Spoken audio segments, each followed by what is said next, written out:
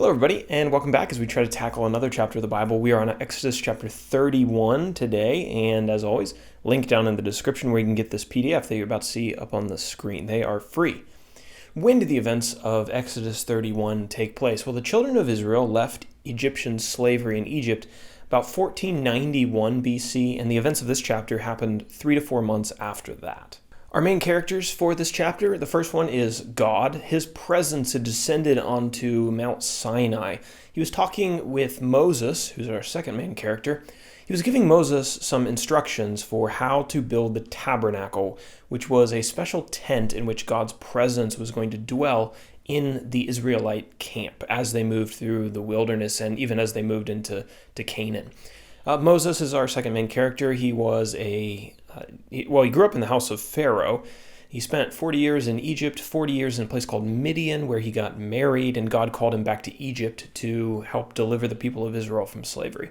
And then finally, two individuals, Bezalel and Aholiab. These were two men who were specially gifted with the Spirit of God to help in the construction of the tabernacle and in building the special things that needed to go into the tabernacle. Our map is looking pretty similar. As I mentioned, Moses is talking to God on Mount Sinai, and the Israelites are camped around the mountain at the bottom.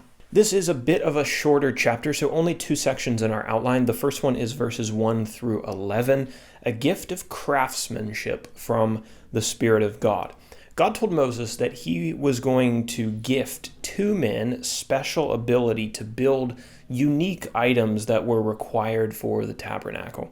These two men were, as we mentioned, Bezalel and Aholiab, and they would be empowered with God's Spirit to, quote, devise artistic designs, to work in gold, silver, and bronze, in cutting stones for setting, and in carving wood, to work in every craft. Bezalel, Aholiab, and the men who assisted them in their job would be responsible for making the Ark of the Testimony, the mercy seat, all the furnishings in the tent, the table for the bread of the presence, the golden lampstand, the altar of incense, the altar of burnt offering, or the bronze altar, the washing basin, the garments for the priests, and the anointing oil and the tabernacle incense. So they had a lot of work to do. That takes us to our second section, verses 12 through 18, which we kind of shift gears here, talk about the Sabbath day law. Next, the Lord commanded the Israelites to observe the Sabbath day every seventh day of the week. The Sabbath observance was to sanctify the people, or to set them apart, and it was to be observed indefinitely. The Israelites were to work 6 days out of the week, but they were to rest on the seventh day, and anyone who broke the Sabbath day law was to be killed. So this was something that was supposed to be taken very seriously. It wasn't optional. The Sabbath principle had its foundation in the creation of the world. God created the world in 6 days, and then he rested on the seventh. And when God was finished finally speaking these things to Moses, he gave him 2 tablets of the testimony, tablets of stone that were written with the finger of God. And so there you have it, Exodus chapter 31. Now let's take an application from this idea of the Sabbath.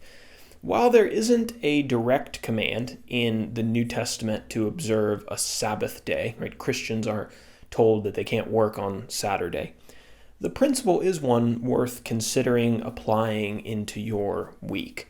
A day of rest is a statement of faith in God, that is God who governs our lives, and that ultimately he's the one who gives success to all of our work, right? That we don't have to work 7 days out of the week. It doesn't depend on us. Either God is going to bless our work or he's not going to. Patterning our week after the Creator's week is a constant reminder of the foundational realities of the world in which we labor.